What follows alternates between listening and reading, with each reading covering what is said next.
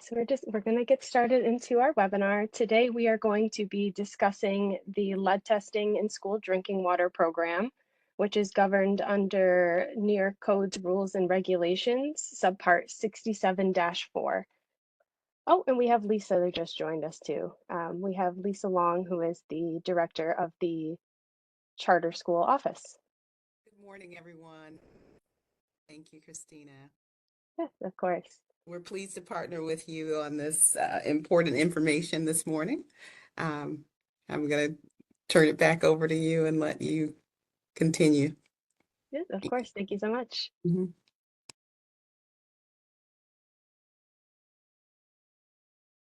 All right, so there's a lot of information that we're going to be covering today. This webinar is going to be recorded, so it will be sent out in addition to some of the answers to the questions that we will be going over today. If you have questions throughout the webinar and the chat today, please put them in the chat using the chat feature, and we will be sure to get to them at the end of the webinar. During registration, you all also were given the option of putting in questions, so we will address those as well. To start off our presentation today, we will be going over our regulation overview. Then we'll be discussing an overview of our program. We will get into our sampling requirements, reporting requirements, and remediation requirements. And lastly, we will discuss access to our Department of Health's reporting system, which is the Health Commerce system. To conform with the Public Health Law 1110, the New York State Department of Health developed lead testing of school drinking water, which is under Title 10 of the New York Code's Rules and Regulations, Subpart 67-4. This regulation was adopted on May 9th, 2018, and included in 2021, Governor Hochul amended Public Health Law 110, which required us to amend Subpart 67-4 as well. And the revised changes went into effect in December 22nd, 2022. The main changes that occurred in the regulations were a reduction of the action level from 15 parts per billion to 5 parts per billion. Schools must provide bottled water free of charge if outlets are removed from service due to exceedances and other applicable outlets are unavailable. Lead-free buildings are no longer exempt from testing, as they have shown that the lead levels can still be high even with lead-free plumbing. Schools are now required to post copies of their remedial action plans and full lab reports on their school websites. And lastly, testing will now occur on a triennial basis, which was previously on a 5-year basis. So as a program overview, schools are required to sample all water outlets, also known as applicable outlets, that are utilized by students and staff that may be used for consumption. Outlets that are not used, also called non-applicable outlets, must be properly secured against, including the use of signage, supervision, and education to not consume from, or engineering controls such as a locked door. Outlets must remain motionless between 8 to 18 hours prior to sampling, as this reflects a normal use condition. Schools are required to report results within 1 business day of their exceedances to their local health department and remove all outlets with exceedances from service. Within 10 business days, schools are required to report a summary of all results into the Department of Health's Survey Management and Response Tool, also known as SMART, and report all exceedances to staff, parents, and guardians in writing. Within 6 weeks, schools must post copies of all results, reports, and remedial action plans on the district website. For responding to outlets that have exceedances, you must remediate all outlets with exceedances, you must conduct maintenance and monitoring on your remedial actions, and you may submit for remediation reimbursement if applicable, but this is still on the cusp. We are not sure if charter schools would be eligible for this. We're still waiting to hear back. So more on that, information on that will be forthcoming. So now we are going to discuss the lead in school drinking water sampling requirements. Charter schools will begin following the regulations in the 2026 to 2028 compliance period. This means that schools must complete all initial first draw sampling and report into the SMART system between January 1st, 2026 and October 31st, 2028. I would like to reiterate that this timetable only applies to initial sampling requirements, and it does not include any post-remediation testing. With respect to 67-4, schools are required to sample any outlet that is known to or has the potential to be used for drinking and/or cooking purposes. We call these applicable outlets. School officials, usually the head superintendent or other head official, have the authority to deem outlets as applicable or non-applicable. Common examples of applicable outlets include drinking fountains, athletic field outlets, kitchen sinks, teacher's lounge sinks, nurse's office where medication administration occurs, and any other outlet known to or with the potential for consumption. On the flip side, there are also outlets that are not required to be sampled under 67-4, and these are called non-applicable outlets. These outlets were deemed by school officials as non-applicable for consumption. Outlets need to be deemed non-applicable prior to a sampling event, and consumption prevention methods, such as signage, supervision, education, and/or engineering controls, need to be in place to deem an outlet as non-applicable. Non-applicable outlets must also be found on your remedial action plan, stating the exclusion criteria and consumption prevention methods that you have in place. Examples of non-applicable outlets can include your science lab sinks, your janitor's closets, showers, classroom sinks, if you have proper exclusion criteria, any dishwashing sinks or sprayers, hot tempered outlets, and more. If you need any clarification on what a non-applicable outlet is, please feel free to reach out to us. Non-applicable outlets can vary by building and school, so it's important to have a proper sampling location plan in place. Prior to sampling, you should create a detailed sampling plan. This involves reviewing any records from past samplings if you have those. Next, you should conduct a walkthrough of your building and identify every outlet.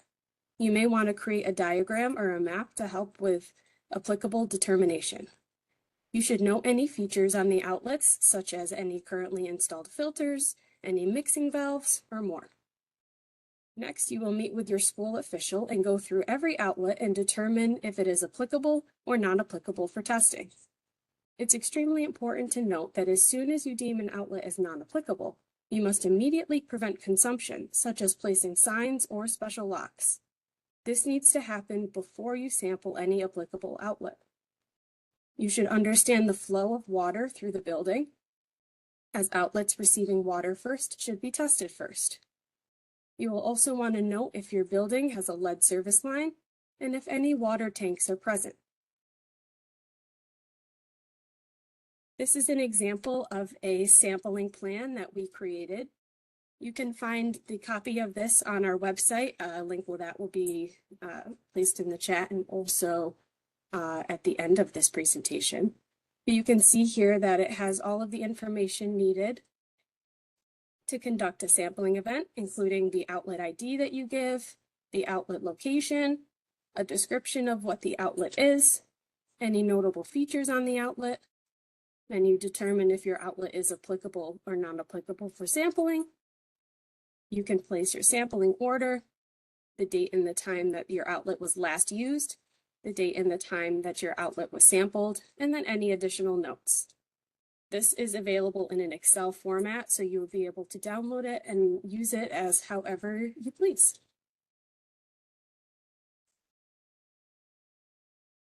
Any sample collected during the compliance period under 67-4 must be a first draw sample. A first draw sample is a water sample collected from a cold water outlet that has been motionless for between 8 and 18 hours. This time frame represents when water would be consumed during a normal school day. Pre-stagnation flushing prior to a sampling event is not allowed. We recommend schools take samples Tuesday through Saturday mornings before students and/or staff arrive for the day. It's important to avoid sampling on Mondays and during or after any vacations or long breaks, as this can lead to inaccurate results. This means that we strongly recommend to avoid sampling during summer vacations, as stagnant water can lead to inaccurately high results. Now we are going to discuss the lead in school drinking water reporting requirements.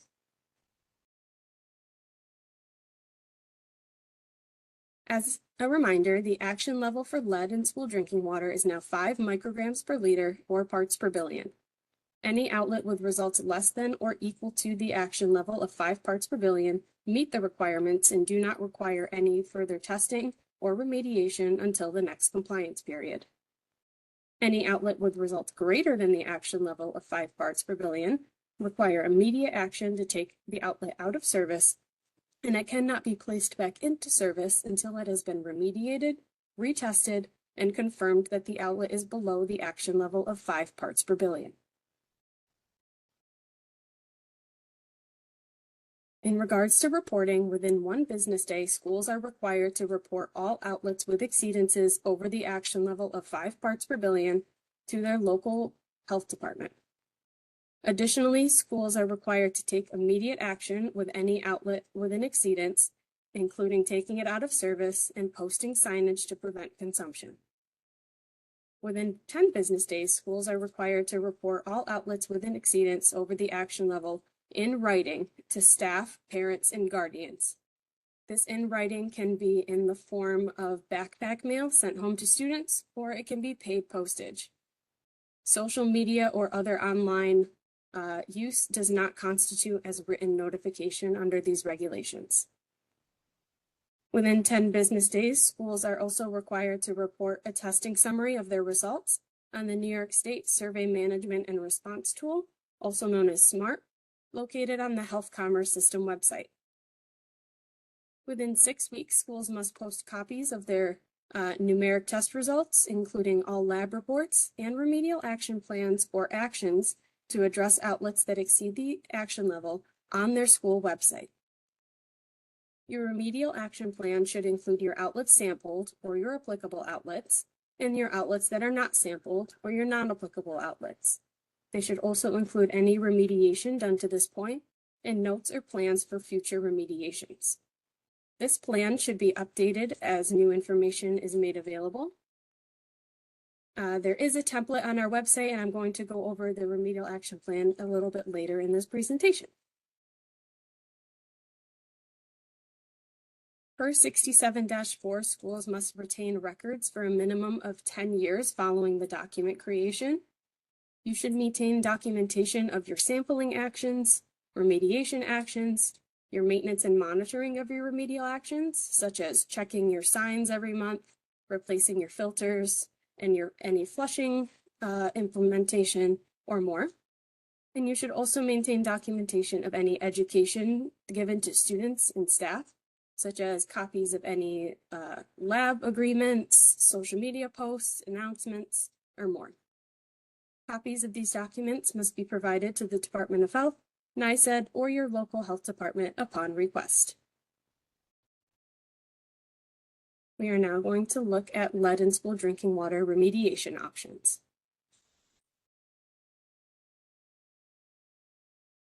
This is a list of the various remedial options a school can take. If an outlet is seldom used, it may be disconnected or permanently removed from the water supply line. Outlets and pipes may be replaced with lead-free plumbing materials, and sources of lead contamination may be removed. You can install point-of-use filters, which can be effective in removing lead.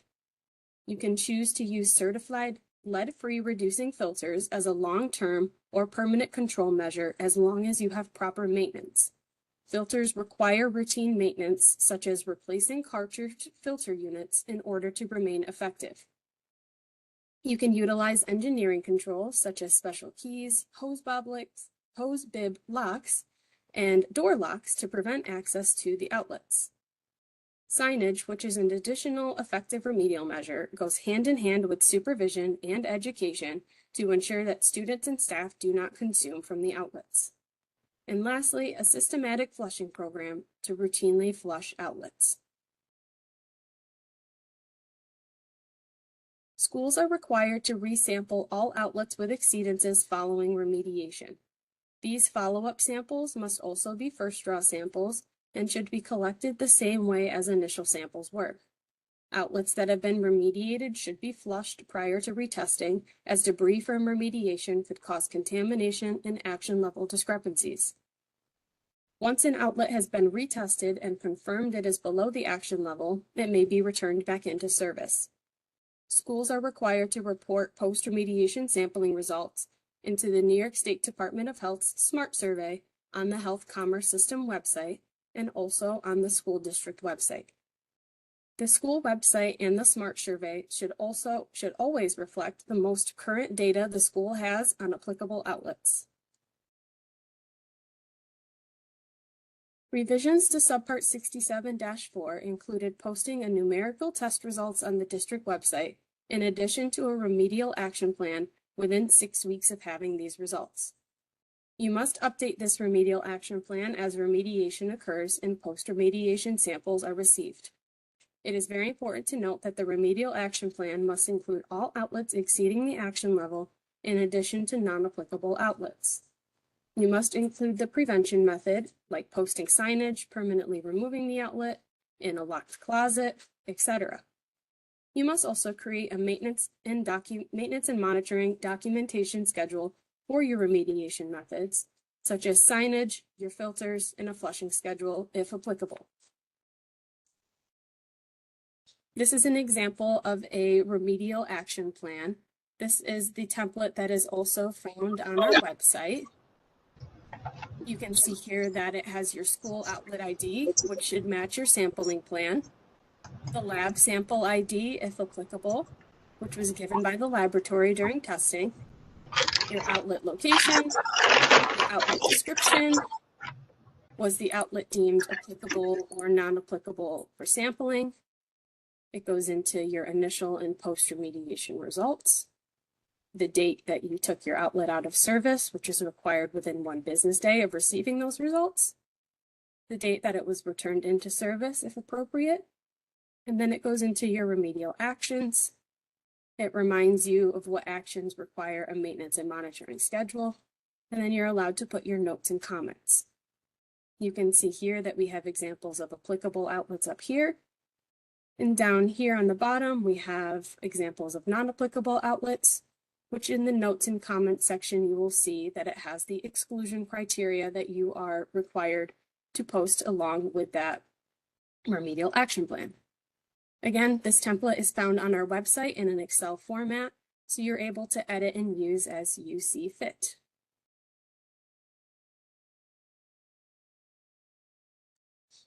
All right, last, we are going to discuss Health Commerce System access.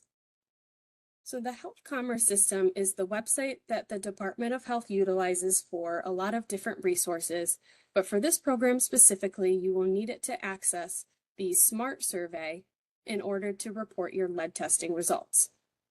You need to have a Health Commerce System account in order to access this survey. You also will require a special role, but at least for the purposes of this presentation, we are asking that if you will be involved in the lead testing program for your charter school, that you please create an account for the Health Commerce System, and this will get you started in the base first step. So you will want to enter the website in your address bar. You can also search NYCRR, and that will pop up as well. You'll want to click the sign up here button on the bottom. You'll want to register for an account and enroll your account on the Health Commerce System. If you are a charter school official, like we call them superintendents in public school, so some other official, you will be required to sign up as the Health Commerce System coordinator. So this coordinator position is required to assign roles to individuals in order to access that survey to report results. So it's typically the school principal, a head nurse, or other administrative designee. We recommend that schools have at least 2 health commerce system coordinators, just in case of any turnover, any leave of absence, or if somebody's on vacation. That way you'll always have access to your account. To create a health commerce system account, if you are one of these individuals, you will want to email the email that you see on your screen here, which is osas@health.newyork.gov, with your charter school name and request to become a health commerce system coordinator. They will then send you a form, and you will need to fill out that form with a copy of your driver's license, and you will then get access to the health commerce system.